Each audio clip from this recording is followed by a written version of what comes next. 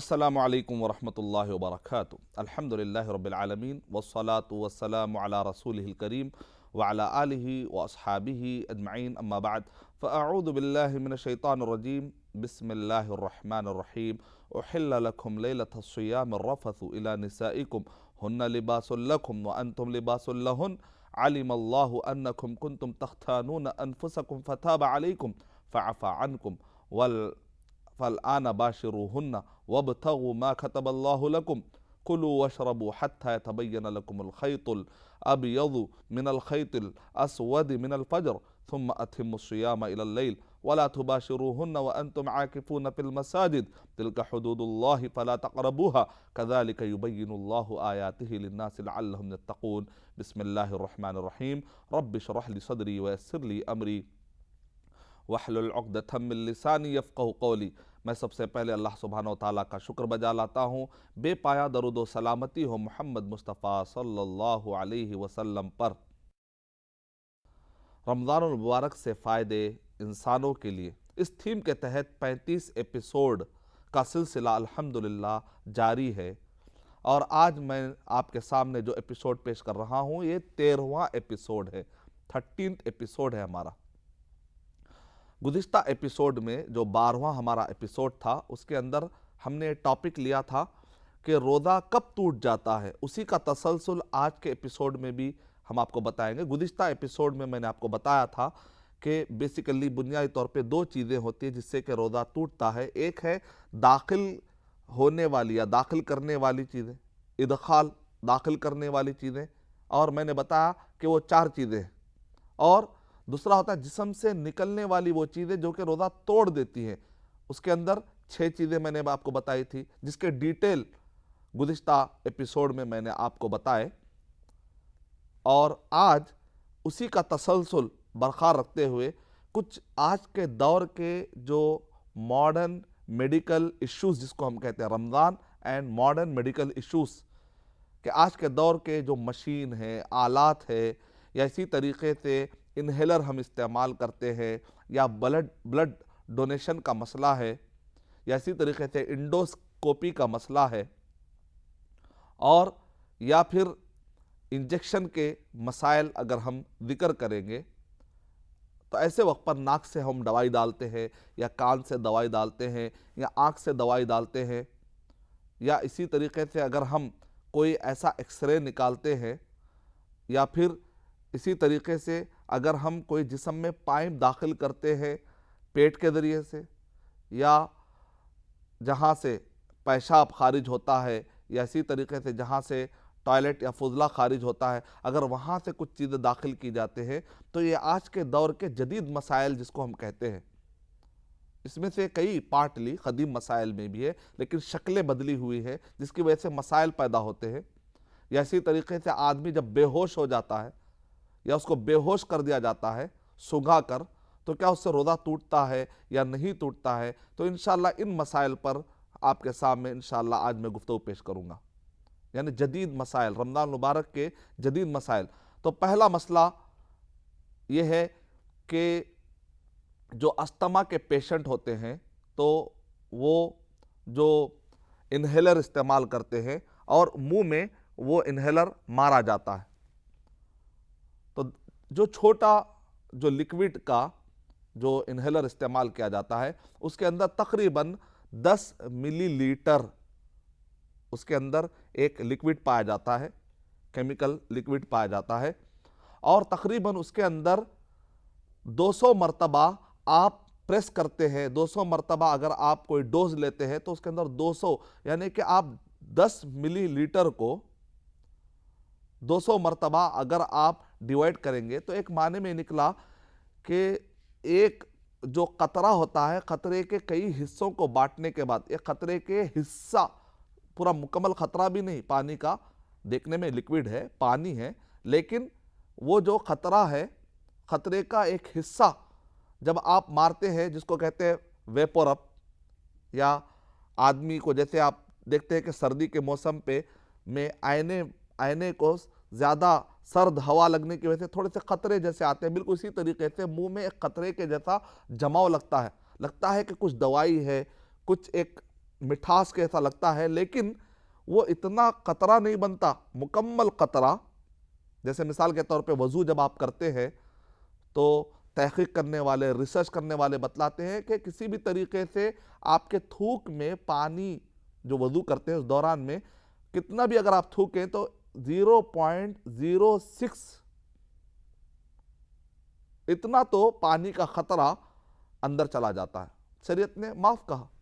شریعت نے اس کو معاف کرا دیا. اور اسی طریقے سے حسن بصری ابن سیرین رحمت اللہ علیہ سے پوچھا گیا کہ ہم جب مسواک کرتے ہیں تو اس میں کچھ مزہ آتا ہے تو کیا روزہ ٹوٹ جائے گا؟ تو انہوں نے پلٹا کر کہا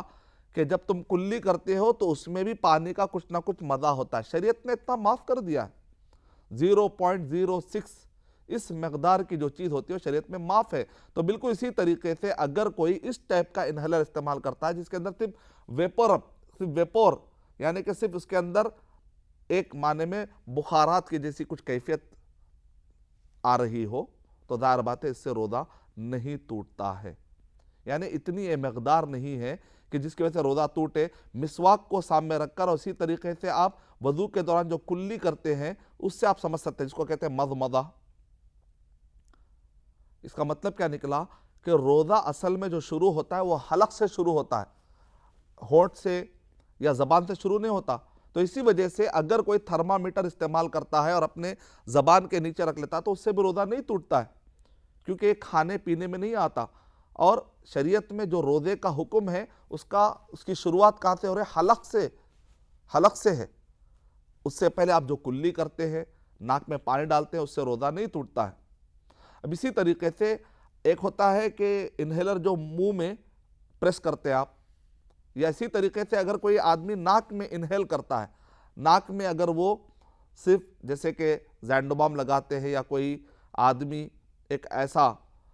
بام لگاتا ہے جس کی وجہ سے آدمی صرف خوشبو لے رہا تاکہ اس کے پھیپڑوں کی اور اس کی جو ہوا کی نالی ہے وہ کھل جائے،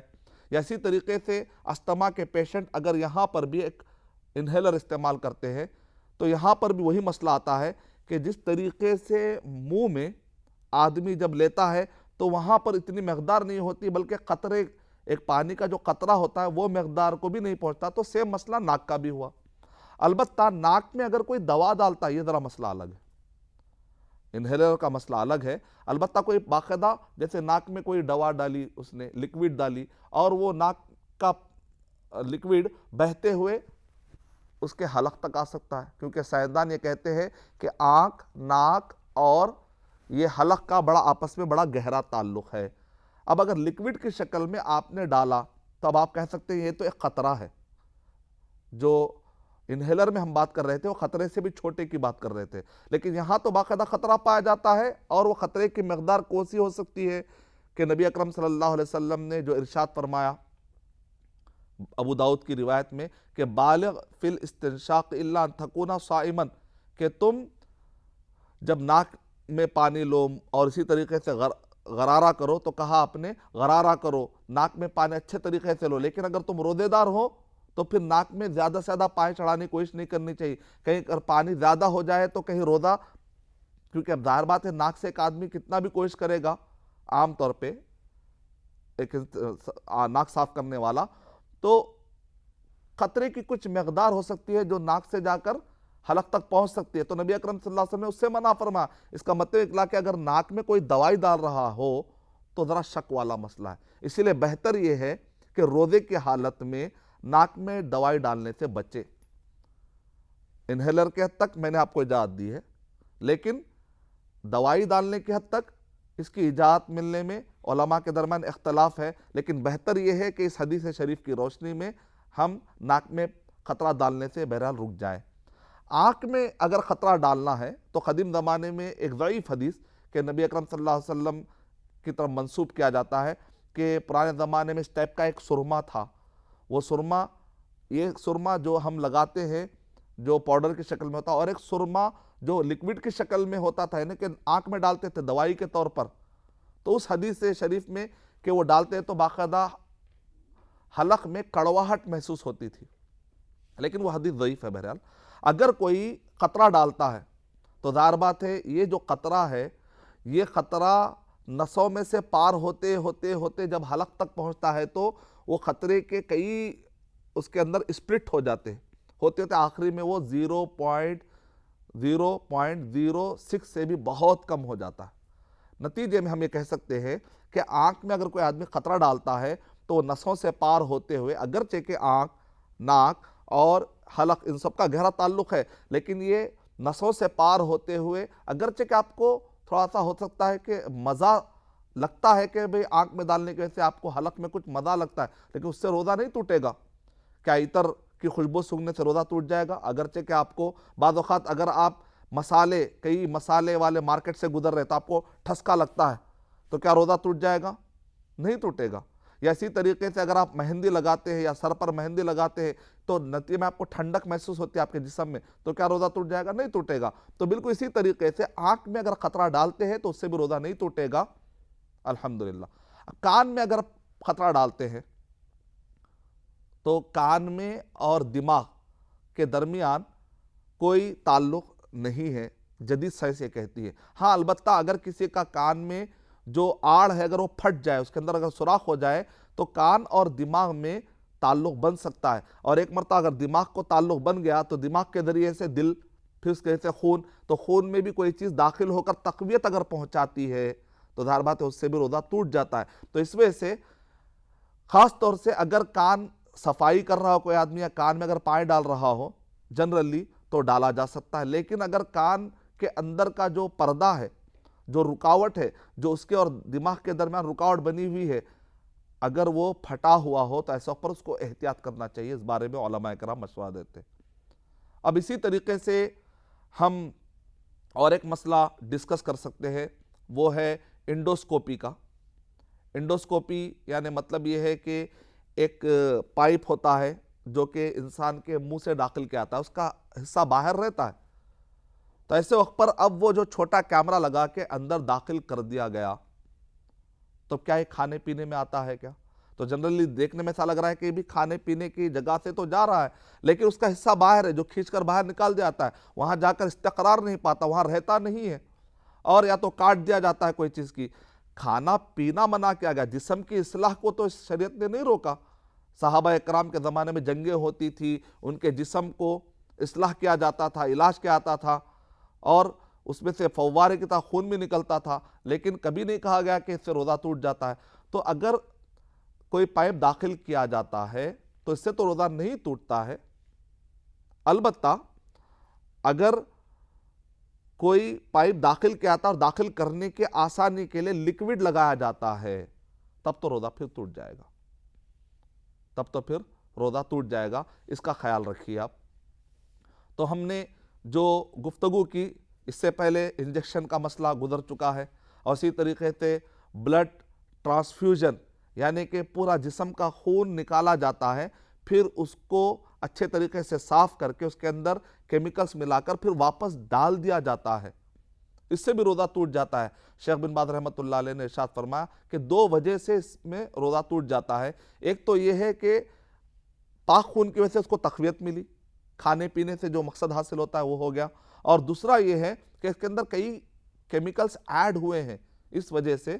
خون بدلانے کی وجہ سے روزہ ٹوٹ جائے گا۔ اب جو ہمارے پاس مسائل رہ گئے ہیں اس میں سے ایک تو یہ ہے کہ اب اگر کوئی شخص جیسے رمضان مبارک میں روزہ سحری کر لینے کے بعد اچانک اس کو آپریشن کی نوبت آ جاتی ہے تو ایسے وقت پر کچھ سنگایا جاتا ہے، نتیجے میں وہ آدمی بے ہوش ہو جاتا ہے، یا اسی طریقے سے انجیکشن کے ذریعے سے بے ہوش کر دیا جاتا ہے، یا اسی طریقے سے ایک چائنا کا ایک خاص طریقہ ہے کہ ایک سو کا انجیکشن جو نیڈل اس کی سوکی ہوتی ہے اس کے ذریعے سے مخصوص جگہوں پر کچھ چبھانے کی وجہ سے ان کے پاس ایک طریقہ ہوتا ہے، اس کے ذریعے سے بھی بے ہوش کر دیا جاتا ہے۔ بہرحال کسی بھی شکل میں اگر بے ہوش کیا جا رہا ہو اس آدمی کو بو سنگا کر، تو یہ بو سنگنے میں کوئی پارٹیکل تو اندر نہیں جا رہا ہے، اگر جاتا ہے تو اس کا مسئلہ الگ ہے۔ تو اس کے اندر صرف بو سنگنے کی وجہ سے یا انجیکشن کی وجہ سے اگر کوئی بے ہوش ہو رہا ہو، جیسا فطری طور پہ اچانک آدمی کبھی بے ہوش ہو جاتا ہے، یہ ایک مصنوعی طریقے سے جب اس کو بے ہوش کیا جا رہا ہو تو اس میں دو شکلیں ہیں. ایک تو یہ کہ دن کے کچھ حصے میں بے ہوش کیا گیا تو ظاہر بات ہے اس سے روزے پہ کچھ اثر نہیں پڑتا, روزہ نہیں ٹوٹتا. لیکن اگر ایک آدمی سحری کے بعد اچانک اس کو بے ہوش کر دیا گیا اور افطار کے بعد اٹھ رہا ہے تو ظاہر بات ہے ہم کہیں گے کہ اس کا روزہ نہیں ہوا, کیونکہ نبی اکرم صلی اللہ علیہ وسلم نے ارشاد فرمایا کہ انما یدع الطعام والشراب ویدع الشہوات من اجلی, او کما قال علیہ الصلوۃ والسلام, کہ صحیح بخاری کی جو روایتیں ہیں حدیث نمبر 1800 سے لے کر 2000 کے درمیان جو 200 احادیث ہے, اس میں اگر آپ پڑھیں گے کہ نبی اکرم صلی اللہ علیہ وسلم ارشاد فرما رہے ہیں کہ اس نے روزہ میرے خاطر, اس نے کھانا پینا اور یہاں تک کہ شہوتوں کو میرے خاطر چھوڑا. اب ایک آدمی اگر بے ہوش ہو کر سحری سے لے کر افطار تک کا ٹائم اگر گزار رہا ہے تو مطلب یہ نکلا کہ وہ آدمی کا کچھ ارادہ ہی نہیں ہوا. انما الاعمال بالنیات, عمل کا دار و مدار نیت پر ہے, تو نیت ہی نہیں ہوئی قائم. تو اس کا مطلب نکلا کہ ایک آدمی اگر بے ہوش تھا رات بھر یہاں تک کہ سحری کا ٹائم پار ہو گیا, اب اس کے بعد سحری کے بعد سے وہ روزے کو کنٹینیو کرنا چاہ رہا ہے, اگر اس نے نیت ہی نہیں کی تھی تو آدمی کو روزہ شروع کرنے سے پہلے رات میں سوتے وقت پر نیت کرنی چاہیے. ایک آدمی نے اگر پہلے نیت ہی نہیں کی تھی تو ظاہر بات ہے روزہ سحری سے شروع ہوتا ہے, دن کے 10 بجے 8 بجے سے شروع نہیں ہوتا, تو اس آدمی کو بھی چاہیے کہ بعد میں روزہ رکھے. ہاں ایک آدمی نے ارادہ کیا تھا, اچانک وہ بے ہوش ہو گیا, پھر اس کے بعد اس کی وہ آدمی ہوش میں آیا 7-8 بجے, پھر اس کے بعد وہ کنٹینیو کرنا چاہ رہا ہے, دیکھ رہا ہے کہ طاقت موجود ہے بغیر سحری کے, اگر وہ کنٹینیو کرنا چاہتا ہے تو کر سکتا ہے, طاقت اگر موجود ہے تو کر سکتا ہے, کوئی مسئلہ نہیں ہے. لیکن اس کا ارادہ ہی نہیں تھا پہلے, تو ارادہ ہونا بہت ضروری ہے. من لم یجمع الصیام فلا صیام لہ, جس نے پہلے سونے سے پہلے اس کو چاہیے کہ کم سے کم کل کی وہ نیت کرے یا رمضان بھر کی وہ نیت کر کے رکھے, کم سے کم یہ ہے کہ نیت نہ توڑے. نیت کی بہت اہمیت ہے, دل سے جو نیت ہوتی ہے میں اس کی بات کر رہا ہوں, زبان سے جو ہوتی ہے اس کو تلفظ کہتے ہیں, تو دل کی نیت کی میں بات کر رہا ہوں یہاں پر. اور اسی طریقے سے جو اور ایک بھی مسئلہ ہے کہ جسم کے پیٹ سے بعض اوقات بعض پائپ داخل کیا جاتے ہیں, اس کے ذریعے سے بھی ایکس رے کا کام ہوتا ہے, بعض اوقات کچھ آپریشن کا کام ہوتا ہے, بعض اوقات ایک دوائی پہنچانے کا کام ہوتا ہے. تو طاقت والی دوائیوں کا جتنا بھی مسئلہ پیش آئے گا اس سے تو روزہ ٹوٹ جائے گا, لیکن علاج والے دوائیوں کو اگر پہنچایا جا رہا ہے یہاں سے بھی, تو اگرچہ کہ پیٹ میں پہنچایا جا رہا ہے لیکن پیٹ میں پہنچا دینے سے روزہ نہیں ٹوٹتا, معدے میں وہ نہیں پہنچتا ہے بلکہ پیٹ کے اطراف کی رگوں تک ہی وہ پائپ رہ جاتا ہے اور وہ علاج کے لیے ہے, تو بہرحال اس سے بھی روزہ نہیں ٹوٹتا ہے. یا اسی طریقے سے مرد یا عورت کے پیشاب نکلنے کی جگہ سے بھی شرعی مسئلوں میں حیا یا شرم و حیا کی بنیاد پر شرعی مسائل نہیں سیکھنا بہت بڑی غلطی ہے. بعض اوقات ہم غلط کاموں میں نہیں شرماتے لیکن دین کے کام سیکھنے میں شرماتے ہیں, اور ہم یہ سمجھتے ہیں کہ بھئی یہ مسائل اگر یہ ٹی وی پہ نہ بولے جاتے تو اچھا تھا. نہیں, ایسا کہہ کر ہی ہم علم سے دور ہو رہے ہیں. ایاکم والغلو, سورہ نساء نمبر 4 کے آیت نمبر 171 میں اللہ تعالیٰ کہہ رہے ہیں یا اہل الکتاب لا تغلو فی دینکم, اے اہل کتاب اپنے دین میں غلو مت کرو. تو اتنا زیادہ شرم و حیا کو طاری مت کر لیجئے کہ مسئلے مسائل سیکھنے میں شرم آ جائے یا بتانے والے کو شرم آ جائے, تو یہ غلط بات ہے. نبی اکرم صلی اللہ علیہ وسلم ہم سے زیادہ شرمیلے تھے, آپ شرم و حیا کے پیکر تھے, لیکن آپ نے فرمایا نعمت النساء نساء الانصار, انصار کی عورتیں کتنی بہترین, کتنا بہترین ان کا جذبہ ہے, لم یمنعہن الحیا, کہ ان کو شرم و حیا روکتی نہیں ہے کہ وہ مسئلے مسائل پوچھے. تو نبی صلی اللہ علیہ وسلم کے زمانے میں بھی بعض لوگ شرم و حیا کی بنیاد پر مسئلے مسائل جاننے سے یا بتانے سے جھجکتے تھے, تو نبی اکرم صلی اللہ علیہ وسلم نے منع فرمایا. تو اس وجہ سے یہ مسئلے کو بھی آپ سمجھتے جائیے کہ بعض اوقات یہ سمجھتے ہیں کہ اگر عورت کی, مرد یا عورت کی جو شرمگاہ ہوتی ہے یا پیشاب نکلنے کی جگہ سے اگر کوئی چیز داخل کی جاتی ہے تو سائنس کے ایویڈنسز اس بات کو پروف کرتے ہیں کہ پیشاب سے لے کر معدے تک کا کوئی بھی راستہ نہیں ہے, تو لہذا اگر یہاں سے کوئی چیز داخل کی جاتی ہے تو اس سے روزہ بالکل نہیں ٹوٹتا ہے. اسی طریقے سے جب بات کرتے ہیں ہم پی وی, یعنی مطلب یہ ہے کہ پر وجینل ایگزامینیشن کی اگر آپ بات کرتے ہیں, پر وجینل ایگزامینیشن کا مطلب یہ ہوتا ہے کہ عورت جب گینیکالوجسٹ کے پاس جاتی ہے تو اس وقت پر بعض رپورٹ پیش کرنے کے لیے اگر آلات داخل کیے جاتے ہیں یا اسی طریقے سے اگر کوئی چیز داخل کی جاتی ہے تو اس سے روزہ نہیں ٹوٹتا ہے، یا اسی طریقے سے اگر کوئی علاج کے خاطر شرمگاہ سے مرد یا عورت کو اگر کوئی دوائی ڈالی جاتی ہے تو اس سے بھی روزہ نہیں ٹوٹتا، لکوڈ جانے کی وجہ سے روزہ نہیں ٹوٹتا، کیونکہ شرمگاہ سے، پیشاب کے راستے سے اور معدے کے راستے تک کا کوئی بھی راستہ وہاں پر نہیں ہے، تو معدے تک نہیں پہنچتا۔ البتہ اگر کوئی طاقت والی چیز داخل کی جا رہی ہو، جیسا کہ انجیکشن کے بارے میں ہم نے کہا تھا، انجیکشن کی دو قسمیں ہوتی ہیں، ایک ہوتا ہے طاقت والا انجیکشن اور دوسرا ہوتا ہے علاج والا انجیکشن۔ تو اگر طاقت کہیں سے بھی حاصل کی جا رہی ہو جو کہ طاقت والے انجیکشن کے معیار پر آ کر فٹ بیٹھتی ہو تو ظاہر بات ہے اس سے روزہ ٹوٹ جائے گا، لیکن جنرلی پیشاب کے راستے سے طاقت پہنچانے والی ایسا کوئی بھی چیز جنرلی نہیں پائی جاتی، الا ہے کہ کوئی اگر ایکسیپشنل کیس ہو تو اللہ بہتر جانتا ہے۔ اور ٹوائلٹ خارج ہونے والی جگہ سے اگر وہاں سے یہ سمجھا جاتا ہے کہ شاید کہ جہاں سے فضلہ خارج ہوتا ہے اور ٹوائلٹ نکلتا ہے تو ہو سکتا ہے کہ بھئی شاید وہاں سے معدے کا کچھ ڈائریکٹ لنک ہو، تو ڈائریکٹ لنک وہاں پر بھی نہیں ہے۔ ہاں البتہ اگر کوئی، جس کو دبر کہا جاتا ہے، سورین کہا جاتا ہے، جہاں سے ٹوائلٹ نکلتا ہے مرد عورت کو، اگر وہاں سے کوئی کیپسول داخل کیا آتا ہے، جیسے کانسٹیپیشن کے جو مریض ہوتے ہیں ان کو آسانی سے فضلہ خارج ہونے کے لیے پیچھے کے راستے سے ایک کیپسول داخل کیا آتا ہے، تو کیپسول کا یقیناً اثر، جیسے ٹوائلٹ جہاں سے نکلتا ہے تو اس کو لگ کر جو رگیں ہوتی ہیں، بڑی ٹائٹ رگیں ہوتی ہیں، ان نسوں کے ذریعے سے ہو سکتا ہے کہ معدے تک اثر جائے، لیکن ڈائریکٹ تو نہیں جاتا، پہلی بات۔ اور دوسرا ہے کہ جیسے انجیکشن سے پورے جسم پہ اثرات پڑتے ہیں اس طریقے سے کیپسول سے اثر پڑ سکتا ہے، لیکن جیسے انجیکشن جو علاج والا اس سے روزہ نہیں ٹوٹتا، بالکل اسی طریقے سے اس کیپسول سے بھی، جو کہ انسان جہاں سے فضلہ خارج کرتا ہے اگر وہاں سے داخل کیا جاتا ہے تاکہ فضلہ آسانی سے خارج ہو تو اس سے بھی روزہ نہیں ٹوٹتا ہے۔ ہاں رہا مسئلہ ہے کہ وہاں پر اگر انجیکشن دیا جائے یا کوئی لکوڈ ڈالا جائے تو وہ لکوڈ یا انجیکشن کی دو قسمیں ہیں، اگر وہ علاج کے لیے ہو تب تو کوئی مسئلہ نہیں، روزہ نہیں ٹوٹتا ہے، لیکن اگر وہ تقویت حاصل کرنے کے لیے جیسے کہ انجیکشن کا کام ہوتا ہے، اگر وہ والا مسئلہ ہو تب تو پھر اس سے بھی روزہ ٹوٹ جاتا ہے۔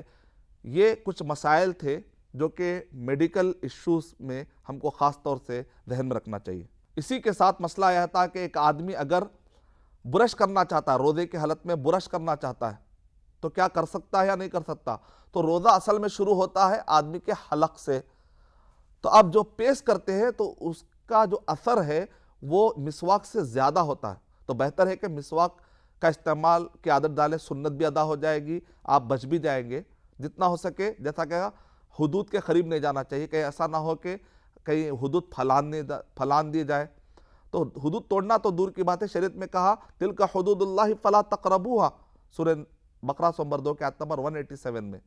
تو اب اگر کوئی پھر بھی برش کرتا ہے پیس کے ساتھ، ایسے ہی برش کرتا ہے تو کوئی مسئلہ نہیں، لیکن پیس کے ساتھ کرتا ہے،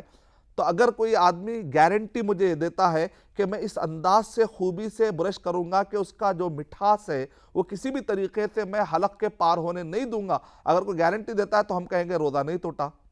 لیکن ایسا دعویٰ نہ کیا جائے تو بہتر ہے، اپنے آپ کو ایسے ایگزامینیشن میں نہ ڈالا جائے تو یہی بہتر ہے۔ بہرحال صرف منہ پر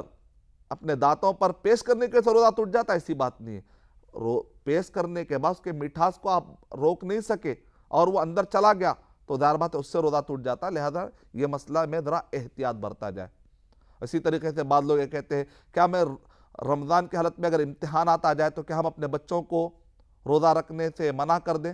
جو بچے بالغ ہو جائے؟ تو بات ایسی نہیں ہے۔ سورہ آل عمران نمبر 3 کے آیت نمبر 160، اگر اللہ مدد کرنے بیٹھ جائے تو کون ہے جو اللہ کے اوپر غالب آ جائے؟ تو اللہ کی مدد آ سکتی ہے، کیونکہ آپ نے بڑے ایگزام، آخرت کے بڑے ایگزام، چھوٹے ایگزام کے خاطر آپ بڑے ایگزام کو نہیں چھوڑ سکتے، آخرت کا بڑا ایگزام ہے تو اس کا خیال رکھنا چاہیے، اور انشاءاللہ اللہ کی مدد آئے گی، انشاءاللہ مارکس بھی اچھے ملیں گے، صحت بھی اچھی ملے گی، اللہ کی مدد آئے گی انشاءاللہ۔ تو ایگزام کے بہانے روزے نہ چھوڑے جائیں۔ اور وہ ملک جہاں پر دجال کی جو مشہور روایت ہے کہ 2937، یعنی وہ ملک جہاں پر فرق ہو جاتا ہے کہ بھئی 6 مہینے تک ایک دن ہی طلوع نہیں ہو رہا ہے، دن ہی نہیں آ رہا ہے، یا 6 مہینے تک رات، 6 مہینے دن، ایسے مقامات جہاں پر دن اور رات کے جو ٹائمنگ ہے وہ اوپر نیچے ہو جاتے ہیں، ایسے ایریے میں کیا کیا جائے؟ تو نبی اکرم صلی اللہ علیہ وسلم نے اس کی طرف بھی اشارہ کیا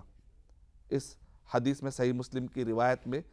کہ دجال تم میں ہوگا 40 دن، ایک دن اس کا کیا ہوگا؟ 1 سال کے برابر۔ تو صحابہ اکرام نے پوچھا کہ ہم نماز کیسے پڑھیں گے؟ تو نبی اکرم صلی اللہ علیہ وسلم نے ارشاد فرمایا فَقْدُرُوا لَهُ قَدْرَهُ، تو اندازہ لگا لو۔ تو قریب کے ملک سے آپ اندازہ لگا کر ٹائمنگ کو میچ کرتے ہوئے آپ روزہ رکھیں گے۔ اگر کوئی آدمی سعودی عرب میں اس نے رمضان مبارک شروع کیا، اب وہ انڈیا آیا تو دیکھا کہ یہاں پر 30 دن ہو گئے، اس کے 31 دن ہو گئے،